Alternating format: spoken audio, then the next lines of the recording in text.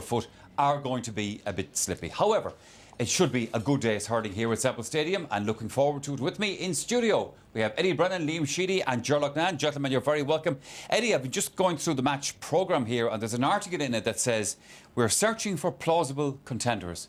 And I suppose it poses the question, do we have plausible contenders here in Thurles today? It's hard to know, really, Michael. We all know about that a team can gather a bit of momentum on the back of a couple of competitive matches.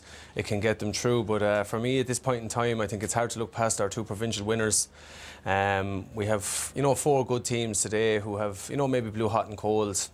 But I suppose a lot of the talk this year, we're not talking about the great hurling, the great epic battles. We're talking about a yard brush of some sort, and the sweeper system that has probably got stuck into the game a little bit. And we've seen teams kind of trying to adapt to it and trying to take it on, and that for me, I suppose, is a little bit of a concern. I suppose you don't like to see too much of that coming into hurling. I think we spoke about coming up today about how you like to see fellas taking each other on man to man and may the best man win. But going back to your question, I don't know. I think if one of the 4 teams that was to get through today and could have a cut off it, I think it might be Cork.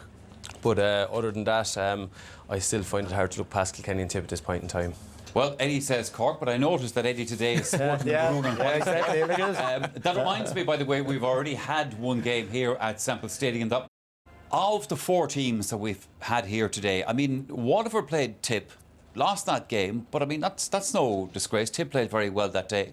Galway lost to Kilkenny. Again, we know Kilkenny. So they're entitled to believe that they're still in with a fighting chance in this championship. No, I absolutely agree. I think they both are. Waterford, as you said, they went toe-to-toe with 4 minutes left in the game. Waterford were 3 points down again Tipperary. They'll look back and they'll say they drove 8 wides in that second half. Some of them are of a very poor nature. So, they did have some chances. And, when you're playing the type of game that they're playing, they need to convert all of their chances. They can't really afford to have 8 wides in that period of second half. But, they've come with real momentum. I suppose, for them, it's the first time they've been beaten all year. So this is their chance now to really, they've had that losing feeling. And sometimes when you lose, it can drive you on. I think the thing that Waterford have to deal with is the fact that they lost 3 days later. They lost a 21 match to Clare, and a lot of the same players were involved on both nights. So mentally that has an impact. So I think they'll be really looking to get a start today. What's all the view of this down in Clare, Ger? Well, I think I suppose everybody will look to the Galway Cork game later on as the one who might be a realistic challenger, especially because if Cork win that game, if they win today, they have something. They have, after last year's semi-final collapse, they have a real itch to scratch there because of what Tipperary did to them last year, and likewise Galway, because they let a 7 or 8 point lead slip here. So, but I think that if Waterford get against Kilkenny, if they get to Croke Park against Kilkenny with this team, with the running game they play, they might be a bit more positive if they get to Croke Park. So. It's very hard to see Dublin put it up to Kilkenny, but I think Waterford could put it up to them in the semi-final. So a big, it's to get over this one, and you have momentum. Look at Clare a few years ago. They came down here. They were seriously deflated. They scraped, they beat Galway, they got momentum, they had momentum going to Croke Park, and they won the All-Ireland. That's right. So you just never know. On that point, I think Waterford would pose a different challenge to Kilkenny than what they've missed. So it would force them to think a little bit about that match. All right, lads, well, let's hear from 2 of the men who'll be 3 points down after 25 minutes. To come back from 8 points down, they outscored Limerick for 9 points to 1 for their next 20 minutes. So, they just took over. Now, if they really need to hit the ground running here today, because to be honest with you, they need to pose the questions of Waterford early on. If they get ahead, Waterford, I think, might be a little bit vulnerable because of what happened in the period of the last 2 weeks, where they've gone from such a high. So, I think for Dublin today, a good start is vital. Do Waterford need to change their system from? I know it's been successful for them so far this year, but it came up short in the Munster finals, very much so. Well, it came up short in terms of, defensively, as I said, they only conceded 21 points to what is a really good Tipperary forward line. That is a really good. Seamus Callan got no point from play, which is very, very unusual. So, they had their homework done, and Ger will highlight that later on. But ultimately, they came up short because attacking. They put in Bennett on the inside forward line. Now, he's a really small guy. If he's in there on 2 or 3 Tipperary defenders, he's no chance. To me, they've got to have Jake Dillon or Michael Walsh or some of the big guys that can hold their own. Maurice Shanahan +1, but they need to be physically strong. That means when the ball comes in, they can win it on their own, because small guys in there have no chance against 2 or 3 defenders. Well, there's one thing you have to take note of, and that is that the history books are against Dublin on this one.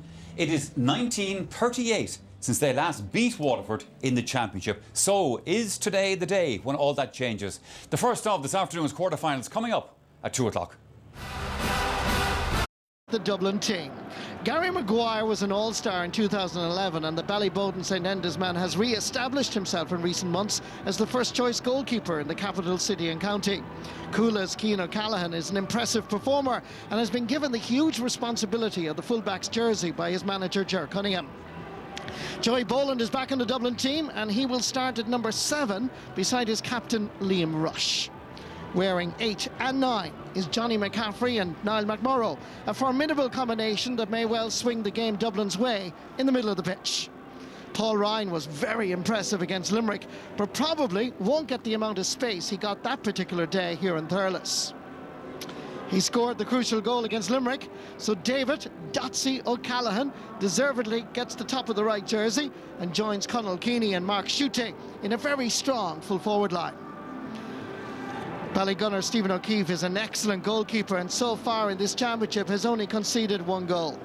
It's a very strong full back line. Shane Fives, Barry Coughlin and Noel Connors are all good hurlers. Part of the Waterford success story this season must be attributed to these 3 men, Tadhg de Burka and Philip Mahoney on the wings with Austin Gleeson at number 6. Jamie Barron has a new centrefield partner with the news that Dara Fives will start instead of Eddie Barrett. In the half-forward line there's another change. Leaving Cert student Shane Bennett replaces his brother Stephen in the key centre-forward position. De La Salle's Kevin Moran is the team captain. Top scorer for the Daisha in the Championship 2015 is Maurice Shanahan, who will again wear number 21 and will start in the inside line where Michael Brick-Walsh and Colin Dunford will operate from. Well, it certainly is a big, big day in the lives of the 2 managers. Joanne has been